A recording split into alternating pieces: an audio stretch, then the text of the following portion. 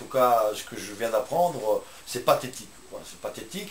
On avait toutes les raisons du monde d'être inquiets. La preuve par les faits, c'est que sur les 180 millions d'euros promis par M. Mittal, il n'y a que 53 millions d'investissements stratégiques. Tout le reste, c'est de la maintenance, c'est de la sécurité, c'est une pièce et le cash, je la remplace. Voilà. Et lui, il estime que c'est un investissement. C'est bien ce que j'avais déjà dénoncé hier, parce que je craignais, connaissant le groupe ArcelorMittal, qu'ils mettent dans les investissements les frais de réparation, les frais de maintenance. C'est comme si vous estimiez que l'essence que vous mettez dans votre voiture, ça fait partie des investissements.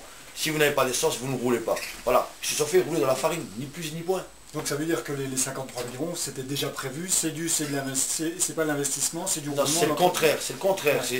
Il n'y a que 53 millions d'investissements stratégiques, tout le reste, donc 130 millions, ça n'est que de la réparation, de la maintenance, on change une ampoule, on change un cylindre, on change une pièce qui est cassée, on fait de la sécurité. Voilà, eux, ils estiment que c'est de l'investissement.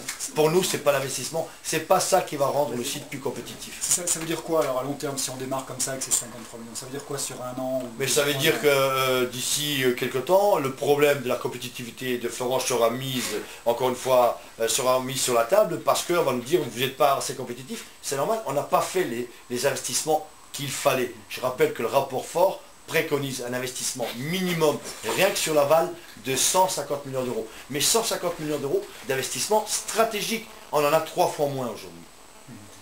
Toutes les raisons du monde pour continuer à ne pas faire confiance à Mittal. Et moi, ce qui me désole le plus, c'est qu'au niveau des équipes de Matignon qui ont négocié cet accord-là, on n'ait pu laisser passer ça. C'est pathétique. Après, pour l'emploi, qu'est-ce qu'il est prévu? Non mais pareil, sur les emplois, il n'y a rien de précis, il n'y aura pas de plan social, mais ça veut dire que les mesures de départ volontaire, les mesures de mobilité géographique, etc. sont prévues. Mais on fait quoi des 130 salariés de Geport? On fait quoi des plus de 400 sous-traitants? Est-ce que M. Hérault est uniquement le Premier ministre des salariés d'ArcelorMittal, ou alors que c'est le Premier ministre de tous les Français? Et puis, la mise sous cocon, c'est-à-dire qu'on arrête l'outil pendant une très longue période. On fait quoi pour former le personnel, pour maintenir les compétences sur site? Ça veut dire que d'ici 2-3 ans, quand tout le monde sera parti, on va nous dire, bon, on ne peut pas redémarrer les fourneaux, on n'a plus de compétences, les gens sont partis. Ouais, ça ne tient pas la route, ça ne tient pas la route.